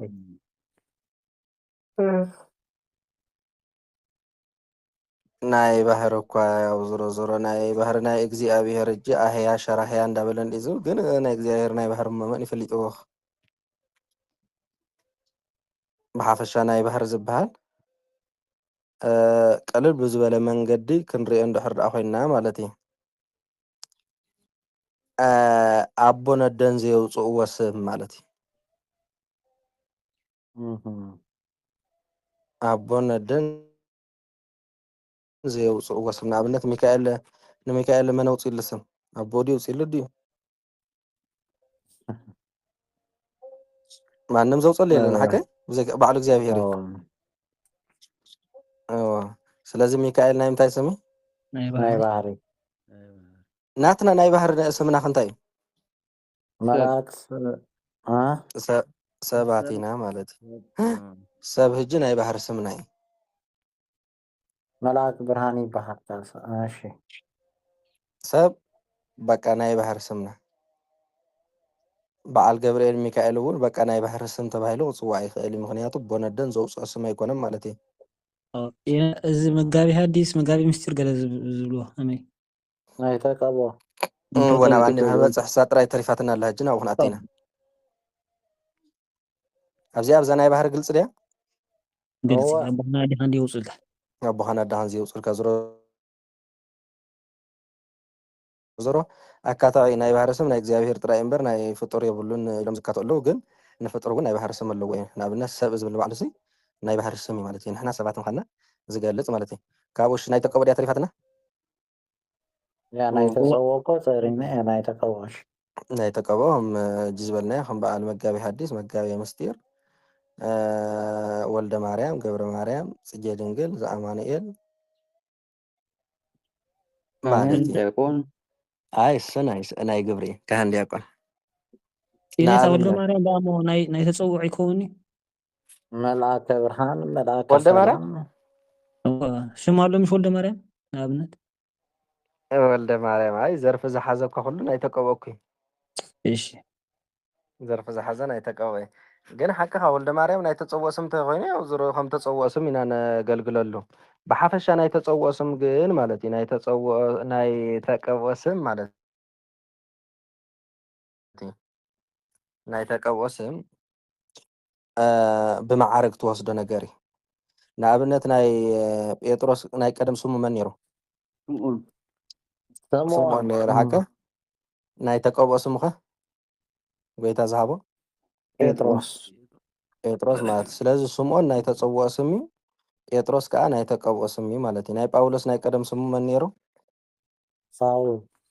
እዛ ሳውል እዚኣ ሕጂ እንታይ ዓይነት ስም ትበሃል እዚ ናይ ተቀብኦ ናይ ተፀውኦ ማለት ናይ ተቀብኦ ስሙ መን እዩ ጳውሎስ ናይ ቶማስ ናይ ተፀውኦ ስሙ መን እዩ ዲዲሞስ ናይ ተቀብኦ ናይ ተፀውኦ ዲዲሞስ እዎ ናይ ተቀብኦ ኸ ቶማስ እና እዙይ ማለት እዩ እና ናይ ተፀውኦ ስም ዝበሃል ከም በዓል ዘካርያስ ናትናኤል ሙሴ ኤልያስ ያው መንከም ወዚ ሕጂ ዝወፅእ ዘሎ መንከም ዝብል ስም ሰሚዕኩም ትፈልጡ ዶ መንከም ካልእ ከ እንታይ ኣሎ ዘስሕቕ ስም እስኪ ምስ መፅሓፍ ዘይከይድ ስም እስኪ ምፁ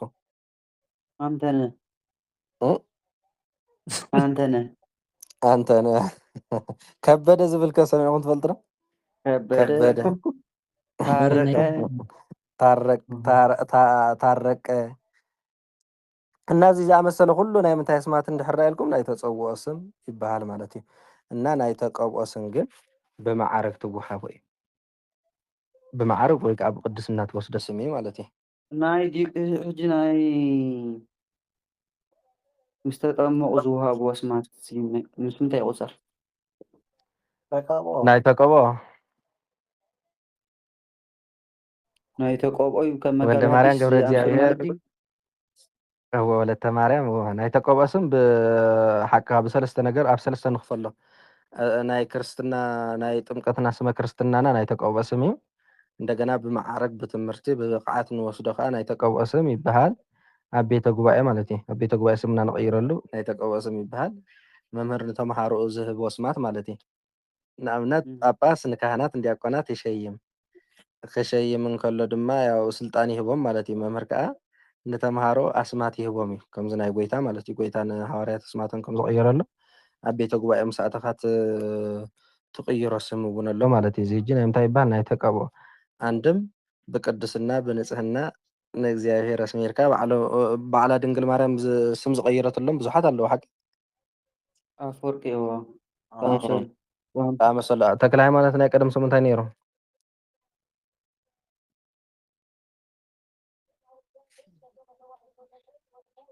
ናይ ተክለ ሃይማኖት ፍስሓ ጽዮን ሳጽዮን ብድሕሪ እንታይ ተባሂሉ? ናይ ሃይማኖት ተክሊ ተባሂሉ ሓቂ ሃይማኖት እና ያው ናይ ተቀብኦ ስም ከምዚ ዝኣመሰለ እዩ ማለት እዩ። ኣብ እስማት ኣርባዕተ እዮም ኢልና ዘርዘርናዮም ሕቶ እንድሕር ሃሊኩም ንጹር እዩ ግን እዚኣ ናይ ተቀብኦ ስምሲ ምስ ናይ ክርስትና ስም ክካተላ ሰሚዐ ኣለኹ ሰባት እንታይ ኢሎማ እዚኣ ናይ መጋቢ ሐዲስ ምስ ናይ ክርስትና ስም ዝወፅን ናይ ተቀብኦ ኢልና ደምፅዎ ስምሲ ኣሎ ብዙሕ ስማት ዘይቅቡል ገለ ይኽእሉ ሰብ ብሓፈሻ ከምኡ ወይ ዓይነት ዘረባለ ኢሎም ነይሮም ሕጂ ዝኾነ ድዓ መልአከ ፀሓይ መልአከ ብርሃን ኣነየኒ እቲ ምስ ትምህርቲ ይበሃል ተኾነ ኣይኮነን ብሓፈሻ ውስ እቲ ናይ ተቀብኦ ስም የነታ ሕጂ እንተ ደኣ ብቤተክርስትያን እንተኮይኑን ናይ መምህር እንተኮይኑን ፍልል ለውጥ የብሉን ብቤተ ክርስቲያን እንተኮይኑን ሕጂ ሓደ ውልቀ ሰብ ትሚሉ ስም ክህብ ይኽእል ድዩ ወላ ኣይክእልን? ኣይ በፍጹም ንተምሃሪ መምህር ንስልጣን ጳጳስ ንስመ ክርስትና ከዓ ካህን ንኣብነት ርአ ናይ ክርስትና ንክርስትና ስም ክህብ ዝኽእል ካህን እዩ ክሸይም ዝኽእል ጳጳስ እዩ ንተምሃሮኡ ስም ክህብ ዝኽእል ድማ መምህር እዩ ማዓርግ እዚ መጋቢ ሐዲስ መጋቢ ምስጢር ገለ ዝብል ዓይነት ስም ድማ ከፅድቕ ዝኽእል ድማ መን እዩ ጳጳስ እዩ ጳጳስ ጥራይ ዘፅድቕ ጳጳስ የፅድቕዎ መምህር ናይ ተቀብኦ ስም ኣየፅድቕን መምህር መጋቢ ሐዲስ በቃ ወዲኡሎ መምህር ተምሃርናተይ ወዲኡሎ ኩሉ ሓዲሳት ወዲኡ ስለ ዘሎ መጋቢ ሐዲስ ኢለ ሸይመዮ ኣለኹ እሞ ኣፅድቕሉ ኢሉ ምልክታ የቕርብ መምህር ካብኡ ጳጳስ ከዓ ብፌርምኡ ረጋጊፁ መጋቢ ሐዲስ ይበሃል መጋቢ ምስጢር ይበሃል ይብል ማለት ግን ምንም ዝጠቅም ነገር ኣይኮነን ሊቀ ሊቃውንት መጋቢ ሐዲስ መጋቢ ምስጢር እዚ ስቑኢልካ ውዳሴ ከንቱ እምበር መምህር እኽልቲ እያ መጋቢ ብሉይ ንሚካኤል ጥራይ መጋቢ ሐዲስ ንገብርኤል ጥራይ እና ግን ቅኔ ዘይተማሃረ መጋቢ ንኣብነት ኣስማት እኮሎ ደረጃ ሐዲሳት ዝተማሃረ እሺ መጋቢ ሐዲስ ተተባሃለ ምንም ፀገም ዘለዎ ኣይኮነን እና ቅኔ ዘይተማሃረ መጋቢ ምስጢር ክበሃል ኣይከኣለን ናይ ቅኔ መምህር መጋቢ ምስጢር ይበሃል ናይ ሐዲሳት መምህር መጋቢ ሐዲስ ይበሃል መጋቢ ሐዲስ ገብርኤል ስለ ዝኾነ ማለት እዩ ናይ ብሉይ ኪዳን መምህር ከዓ መጋቢ ብሉይ ይበሃል ሕጂ ግን ተሓዋዊሱ እዩ ዘሎ ሐዲሳት ተማሂሩ ሊቀ ሊቃውንቲ ይበሃል ሰብ ብጉቦ ድዩ ዋላ ብካልእ ማለት እዩ ግርም እዩ ዝብለካ እኮ ቅኔ ተማሂሩ መጋቢ ምስጢር ወመጋቢ ስታይ ይበሃል ማለት ካልእ ተወሳኺ እና ዝሮ እዚ ብዙሕ እንትን ኣይኮነን ሕጂ ኣነ ናይ ሰብ ነናቱ ስራሕ መምህር ዝብል በቃ ናይ ቤተክርስትያን መምህር ማእኸለ ነይሩ እኹል እዩ እቲ ናይ መጋቢ ሐዲስ ትብል ግን መምህር ምስ ሸሞ ጳጳስ የጽድቀሉ ብጳጳስ የዝቀሉ ብጳጳስ ፅቡቅ ይጸድቀዎ ክወሃብ እንድሕር ኮን ናይ ተቀብኦ ስም ስለ ዝኾነ ንኡ ብጳጳስ ይጸድቕ ማለት እዩ መጽሓፈ ሊቃውንቲ ዝተምሃረኻ ሊቀ ሊቃውንቲ ክበሃል ይኽእል እሱ ብመምህር ክበሃል ይኽእል እዩ ብመምህሩ ሊቀ ሊቃውንቲ ክበሃል እሱ እውን ኣይኽእልን በቃ ዙስ ብልካ ካብ መምህር ወፃእ ዘሎ ስማት ማለት እዩ ጳጳስ እዩ ዘጽድቆ እሺ የነታ ኣብ ኤርትራ ግን ኣነ ኮሚታት ርኢ ነይረ እዚ ሊቃ ትጉሃን ተባሂሎም እስቲ ካብቲ መንበረ ፓትርያርክ ቤት ጽሕፈት በቃ ደብዳቤ ይመጽእ ብድሕሪኡ ኣብቲ ቤተ ደብዳቤ ይመጾም ኣብቲ ቤተ ክርስቲያን ይንበብ ኣብቲ ቤተ ክርስቲያን ምስ ተነበበ ሽዑ እቶም ካህን ማለት እዩ ከብካብ ገብርሉ ግድን ከምኡ እንተዘይኮይኑ ዳ ሰምዖ እንዳ ተሓደ ሕልፍ ኢለ ኣነ ሊቀ ሊቃውንቲ በሉ ንኽብል እዩ ተሓደ ከምዚ ይበሉ ንኽብል እዩ ሃገር ተላሸኒ ኢኻ እንትኮንና ኣስመሮም እውን ምርፅ ኣቢልካ ኣነ በቃ ሊቀ መዘምራን እየ ዝበሃል ክትብል ትኽእል ኢኻ ኣረን እናሰ እዚ ግድን እዩ ፓትርያርክ እዩ ዘጽድቆ ኣስማት ናይ ጉባኤ ስማት ግን ንኣብነት ኣነ ነዞም ናይ ምሸት ተምሃረ ስማት ንኣብነት ሰለስተ ዝተቐነዩ ሰባት ኣለዉ ሓቀይ ቀዳማይ ዝተቐነየ ስሙ ፊልሞን ይበሃል ነይሩ ያሬድ ኢለ ይቀይረሉ ማለት እዩ ናይ ጉባኤ ስሙ እቲ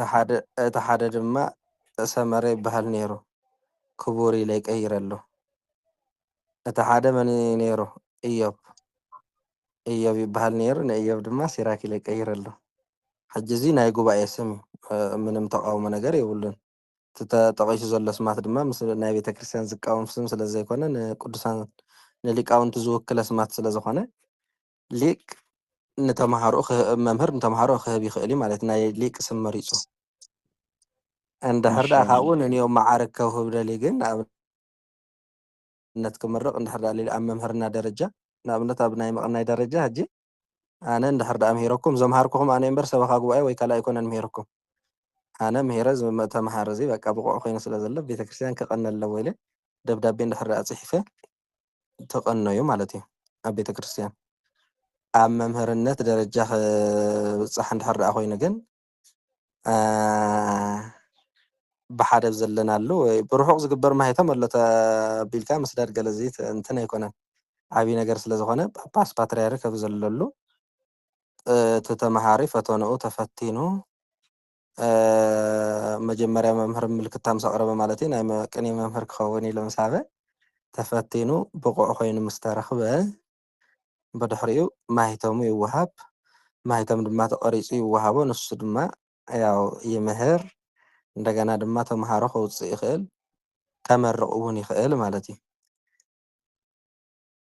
መንገዱ ዝሓለወ ሕጊ ቤተክርስትያን ቀኖና ዘይጠሓሰ ክኸውን ኣለዎ ማለት ኣብ መምህርነት ደረጃ ብፓትርያርክ ብናይ ጳጳስን ብናይ መምህርን ዝተሰነየ ማሂተም ተምሃሪ መምህር ይኸውን ማለት እዩ ኣብ ናይ መቕናይ ደረጃ ግን ያው ምንም እንትን ካልእ ነገር ዘድልዮ ነገር ኣይኮነን እሺ እምበኣር እንተደኣ ኣብ መቐናይ በፂሕናስ ወረቐት ምልኣክ ከድልየና እዩ ወይለ ሰቂልካ ደኣ እሞ ቤተማሂርካ ቤተክርስትያን ዝገርም እኮ ይትረፍ ደነ ቅኔ ንምግባርስ ቅዳሴ ንኽትቅድስ እኳ ታሴራ የድል ነይሕተትን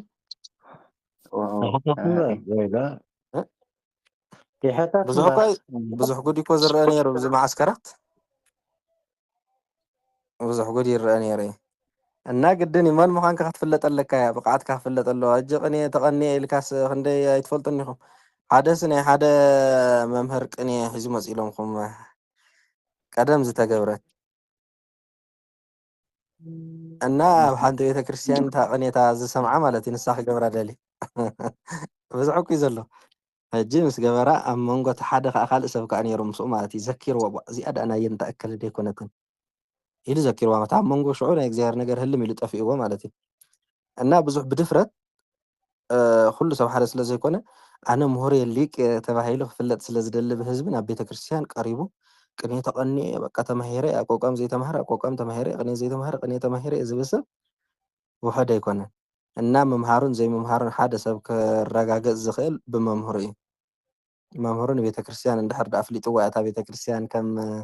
ዝተምሃረ ክትፈልጦ ትኽእል እምበር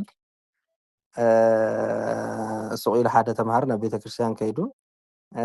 ቅድሚኡ ዘይነበሮ ባሕሪ ቤተ ክርስቲያን ከርኢ እንድሕር ዳ ጀሚሩ ኣብ መን ተማሂርካ ኢሉ ተቃውሞ ክመፅእ ይኽእል እዩ ብሓቂ ነታ ብኸምኡ እዩ በቃ ተሓሊፉ እዚ ኩሉ ናትና ትብልዎ ዘለኹም ኣባታችን እዮም ነይሮም ኣብቲ ቤተ ክርስቲያንና ሕጂ እንታይ እዮም ዝገብሩ መሲልኩም ኩሉ እቲ ከምዚ ትብልዎ ዘለኹም ውዳሴ ማርያም እቲ ኩሉ ናይ ሰዓታት ዜማ ብምሉእ ምስ ወዳእኻ ዲቁና ንኽትቅበል ናብቲ ቤት ፅሕፈት እሳቶም ፅሕፉ እቶም ኣባ ማለት እዩ ካብኡ ናብቲ ቤት ፅሕፈት መንበሪ ፓትርያርክ ትኸይድ ኣብቲ መንበሪ ፓትርያርክ ድማ ኣብኡ ወጠር ኣሎ ማለት እዩ ንዲቁና ሉ ትሕተት ብድሕሪኡ ዜማታት ኣሎ ናይ ሰራዊት 14 እዩ ትሕተት መቸም ከምኡ ነይሩ ብጣዕሚ እዩ መቸም ነይሩ ንዕኡ ምስ ወዳእኻ ብድሕሪ ንሶም ማለት እዩ ኣሎ ቆነና ትወሃብ 6 ወርሒ ቀድስ ኣብታ ንሶም ዝኣዘዙ ኸይኻ ቤት መቅደስ ኣቱ ክትቅድስ ማለት ብድሕሪኡ እዚ ክትገብር ከለኻ ከዓ ንምሳሌ ጂ 12 ዲያቆናት እንድሕር ተቐቢእኻ ኣለኻ 6 ዲያቆናት ሎሚ ሰንበት ክትገብር ክምረቑ እዮም ተባሂሉ ኣብቲ ቤተ ክርስቲያን ኣብቲ ዑደት ላዕሊ ኢኻ ትወፅእ ሽዑ ይነበበልካ ማለት እዩ ተነቢቡ በቲ ህዝቢ ትምረቕ ማለት እዩ ንኩሉ ምስ ህዝቢ ኢኻ ትኸይድ ሽዑ ትምረቕ ምስ ተመረቕካ ናብቲ ቤት መቅደስ ኣቱ ድሕሪኡ ሓደ ዓመት ትፀንሕ ብንፍቂ ቅዳሴ ሕጊ ኣለዎ ሓደ ዓመት ሰራይ ከይቀደስካ ማለት እዩ ሰራይ ከይቀደስካ እምሃር ጥራይ እሶም ሽዑ ምስ ኣፍቀዱ ሎሚ ኪድ ሰራይ ቅድስ ኢኻ ተባሂልካ ሸሓ ትፍቀደልካ ማለት እዩ ሎሚ ታሪክ እምበር ፍትሃ ነገስት ኣብ መፅሓፍቲ ተቢሉ ዘሎ በቲ ተፃሒፉ ዘሎ እንተንኸይዱ ሓደ ካህን እኮ ሃዲሳትን ብሉያትን ሃዲስን ብሉይን ዘይተማሃረ ቀሺ እኮ ቀሺ ክኸውን ይኽእልን እዩ ስታይ ተኮይኑ ናይ ቀደም ሕጊ ተኮይኑ እንዲ ኣብ ጥሊስኮም እዩ ዝብል ኣብቲ ስርዓት ቅዳሴ መጀመርያ እና ዝሮ ዝሮ ሲ ቤተ ክርስቲያን ያው ካባና ትፅበዮ ነገር ዘይኮነስ ቀደም ሊቃውንቲ ዘስፈርዎ ሰኣን ምንባብ ሰኣን ምፍላጥ ተዘይኮይኑ ሕጊ ኣሎ እዩ ማለት እዩ ብሕጊ እያ ትምራሕ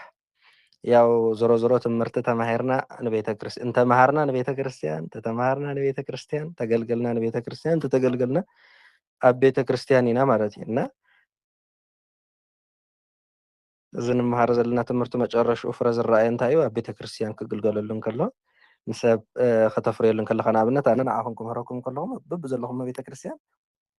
ብቕንየን ንቤተ ክርስቲያን ከተገልግሉ ማለት እዩ እዚ ዝኾነሉ ምክንያት ከዓ በቲ ቀዲምና ዝበልናዮ ብሕጉ ዝሓለወ ዳኣለ እምበር ኣስመረ ፍጂ መሲላቶ ዝነበረት በቃ ስቑኢሉ ምስ ተምሃረ ጣነ መገሮ ምስ በፅሐ ቤተ ክርስቲያን ከይዲ ቅንየ ክገብር ይደሊ ነይሩ መስለኒ ወዲ ጥራይ ደብዳቤ ክፅሓፈልካ ፀገም ዘለዎ ይኮነን እና ድሓን ናይ መጨረሻ እንታይ ንግበር ሰማዕቲ 4 እዮም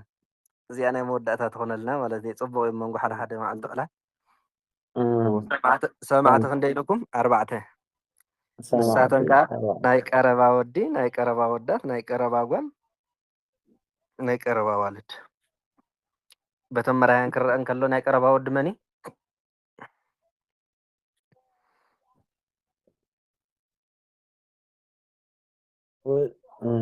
ካብኡ ትጀሚር ናይ ቀረባ ናይ ቀረባ ወዲ አንተ ብጣዕሚ ፅቡቅ ናይ ቀረባ ወዳትከ ኣወዳት ድዮም ኣንቱም ናይ ቀረባ ጓል ኣንቲ ናይ ቀረባ ዋልድ ኣንተን እዚኣቶም ሕጂ 4 እዮም እንታይ ይበሃሉ ማለት እዩ ሰማዕቲ ዝኾኑ ማለት እዩ ሰማዕቲ ዝኾኑ 4 እዮም ንሳቶም ከዓ ናይ ቀረባ ወዲ ናይ ቀረባ ጓል ናይ ቀረባ ኣወዳት ናይ ቀረባ ዋልድ ማለት እዩ ክሰምዑ ከለዉ ከመይ ኢሎም ይሰምዑ እዩ ኦ ኣምላክ ኣፍቀርከ ጽድቀ ኣፍቀርከ ናይ ኣንተ ሓቂ ኣንተ ኣፍቀርከ እዩ ኣፍቀርከ ሕጂ ንመን ኢኹም ትሪኡ ኣፍቀርከስ ናይ ኣንተ ዲ ናይ ወቅቱ ኢልኩም ትምርምሩ ማለት እዩ ኣምላክ ሆይ ጽድቅን ወደድክ ወአመፃ ጸላእከ አንተ አምላክ በደልንም አፍቀርከ ጠላህ ጽድቅ አፍቀርከ ጽድቀ እሺ ክብል እንከሎ አንተ ይሰምዕ ኣሎ ሓቂ ኣምላኽ እንታ ኣምላኽ ጽድቂ ፈቲኻ ክንብሎ ከለና እንዳሰምዐና ኢና ነዛረቦ ዘለና ውእቱ ኣፍቀረ እንተኢልና ግን ንሱ ብዘይብሉ ኢና ነዛረብ ዘለና ማለት እዩ እንታ ተወድቲ እኮ ከምዚ ኮይኑ ኢልካ ብድሕሪ ኢኻ ትሓምዮ ማለት እዩ እና ሰማዕቲ ኣርባዕቲኦም እዮም ኣንተ ክሰምዕ እንከሎ ኣምላክ ኣፍቀርከ ጽድቀ ይብል ንቀረባ ከብል እንከሎ ኣርዴት ኣይመርኩም ምስጢረ እንቱም ተምሃሮ ምስጢር ፈሊጥኩም ተምሃሮ ይሰምዑ ኣለዉ ዶ ይሰምዑ ኣለዉ ማለት እዩ እና ብሓፈሻ ኣርባዕተ እዞም ኣርባዕተ ቀረባታት ንሳቶም ሰማዕቲ ይኾኑ እዮም ማለት እዩ ንዕኦም ዘስምዕዎም ከዓ ኣርባዕተ ነገራት ኣለዉ ንዕኦም ዘስምዕዎም ኣርባዕተ ነገራት ኣለዉ ማለት እዩ ንሳቶም ሕጂ ምስ ኣገባብ ምስ እንታይ ነዞም ኣርባዕተ ነዞም ኣርባዕተ ሰማዕቲ እዮም ንብሎም ዘለና ንዕኦም ዘስምዕዎም ከዓ ኣስማዕቲ ኣሰሚዮም የሚሆኑ ኣራት እዚኦም ሕጂ ማንሻ ክንገብሮም ኢና ማለት እዩ ሰማዕቲ ግን ኣርባዕተ ምዃኖም ፍለጥዎም ኣስማዕቲ ፅባሕ እንታይ ሓሙስ ድዩ ዝኸውን ዘሎ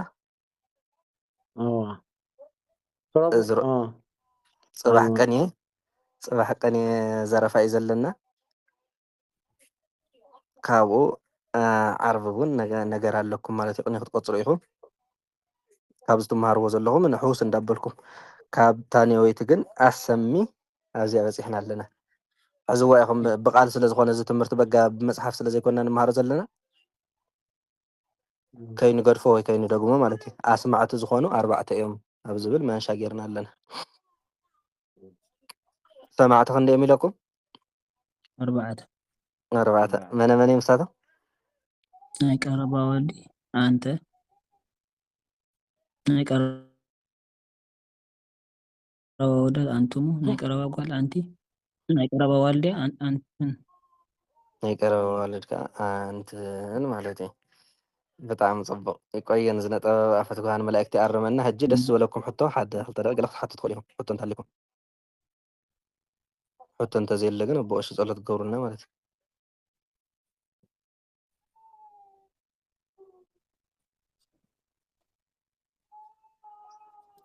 በሉ ጸሎት ግበረልና ኣቦ ቀሺ ናብ ቅጸላት ትኸዱ ንስኹም ኣዋ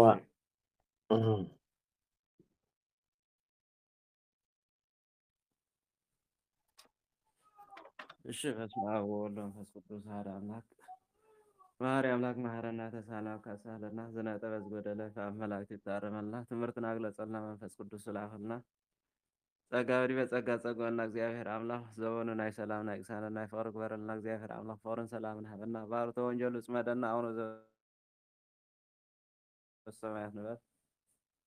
አሜን አሁን በሰማያት ተቀደስን ተዛምስ ተወይኩን ፈቃዴ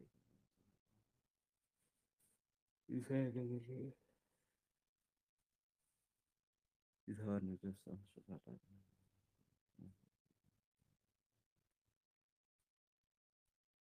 እግዚአብሔር ሰላማችን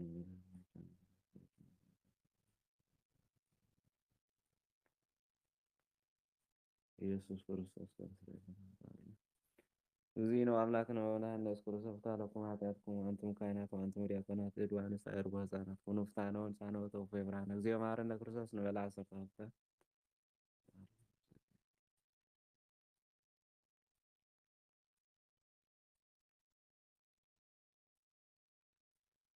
ወማሁ በእንተ እግዝእትነ ማርያም ዓሰርተ እግዚኦ መሐረነ ክርስቶስ